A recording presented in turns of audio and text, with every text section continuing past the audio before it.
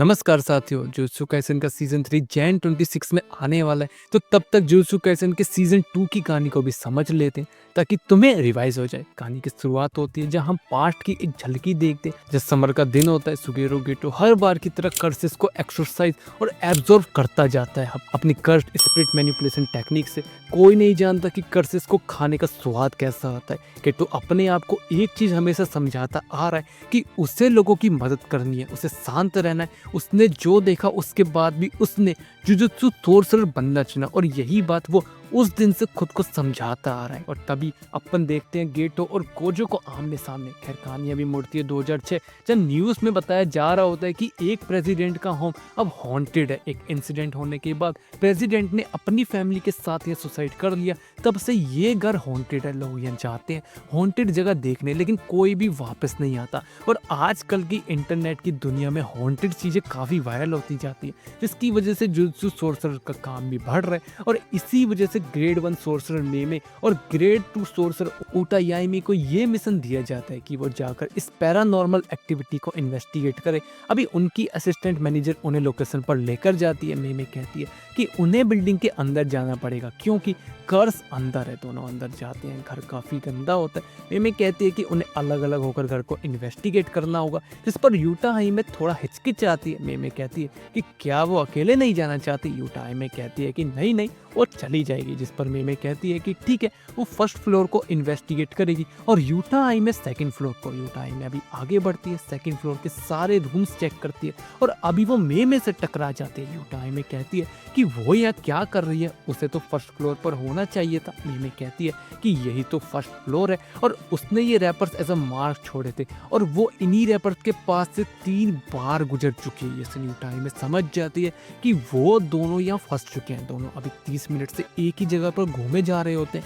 Utah हाइमे कहती है कि कहीं ये इनेट डोमेन तो नहीं ना, जिस पर मेमे कहती है कि इन्वायरमेंट अभी बदला नहीं है, मतलब ये डोमेन नहीं बल्कि manifestation of the mental scenery है। मतलब वो एक बैरियर के अंदर फंस चुके हैं, जो कि विक्टिम्स को कैप्चर करने के लिए रखा जाता है कस्ट स्पिरिट के द्वारा। मेमे कहती है कि जिस कस्ट स्पिरिट को वो ढूंढ रहे हैं वो वीक है, मतलब उन्हें उसे एक्सरसाइज करने के लिए इस बैरियर को तोड़ना पड़ेगा। तो वैसे यूटा हाइमे कैसे इस बैरियर को तोड़ेगी। यूटा हाइमे अभी अपना दिमाग लगाती है और कहती है कि उसे स्टार्टिंग में लगा कि ये बैरियर एक लूप की तरह है। उन्होंने 4 बार इस लूप को क्रॉस किया, और हर बार उनके स्टेप्स डिफरेंट होते हैं, मतलब कि ये लूप एक सर्कुलर डायरेक्शन में नहीं बल्कि लीनियर डायरेक्शन में, और हर बार स्टेप्स डिफरेंट होने की वजह से अगर वो तेजी से भागें तो शायद ये बैरियर उन्हें ना रोक पाए और टूट जाए। ये सुन मेमे कहती है कि 90 पॉइंट्स, जिस पर यूटा हाइमे कहती है कि बाकी के 10 पॉइंट्स का क्या हुआ, जिस पर मेमे बताती है कि उन दोनों को अपोजिट डायरेक्शन में भागना होगा, जिससे बैरियर का टूटना और इजी हो जाएगा। अभी दोनों अपोजिट डायरेक्शन में भागते हैं और बैरियर टूट जाता है, और अभी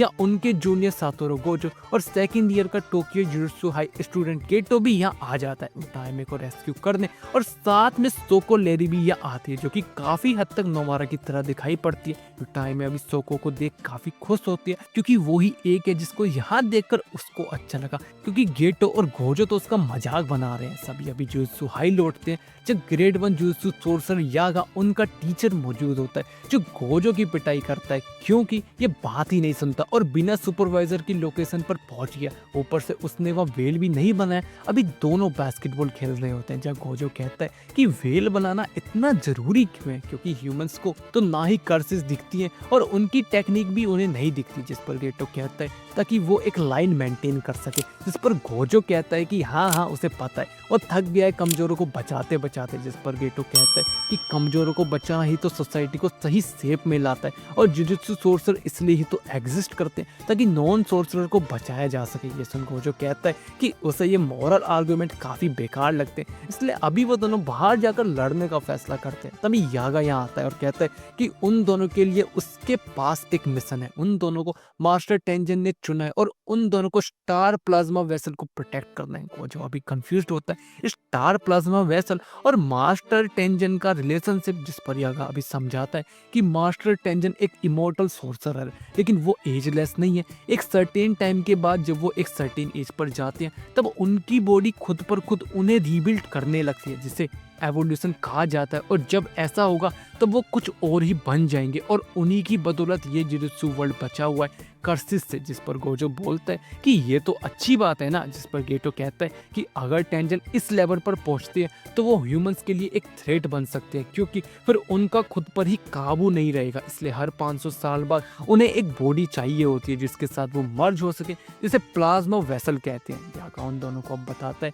कि वेसल की लोकेशन अब लीक हो चुकी है और ग्रुप क्यू और स्टार रिलीजियस ग्रुप नहीं चाहते कि मास्टर को उनका वेसल मिले, इसलिए गोजो और गेटो को उस वेसल को प्रोटेक्ट करना होगा। दोनों अभी एक होटल पहुंचते हैं, दोनों अलग अलग होते हैं, कॉल पर बात कर रहे होते हैं। गेटो एक रूम की डोरबेल बजाता है और अंदर से एक लड़की की आवाज आती है कि वो आ रही है। तभी एक ब्लास्ट होता है, गेटो उस लड़की को बचा लेता है और अपने कर्स की हेल्प से उस लड़की को लेकर बाहर कूद जाता है। इधर ग्रुप क्यू का मेंबर काफी चाकू गोजो की तरफ फेंक देता है और कहता है कि चलो देखते हैं कि गोजो कितना स्ट्रॉन्ग है, जिस पर गोजो कहता है कि ठीक है, और अब वो इसको तब तक नहीं छोड़ने वाला जब तक वो उससे माफी नहीं मांगता। मीनवाइल दो आदमी ये सब देख रहे होते हैं। सीयू क्यों कहता है कि star religious curse technique use नहीं कर सकते और उस आदमी को जेनिन बुलाते हुए कहता है कि वो उसे कांटेक्ट देता है वेसल को खत्म करने का, जिस पर वो आदमी कहता है कि अब उसने शादी कर दी है और वो जेनिन नहीं है, अब उसका लास्ट सरनेम में फूची गुरो। और इसी के साथ एपिसोड नंबर 1 खत्म हो जाता है। एपिसोड 1 कैसा लगा कमेंट बॉक्स में जरूर बताना, अच्छा बुरा वो भी अपना फीडबैक जरूर देना। एफर्ट्स अच्छे लगे तो लाइक सब्सक्राइब शेयर जरूर करना और मिलते हैं नेक्स्ट वीडियो में, तब तक के लिए धन्यवाद।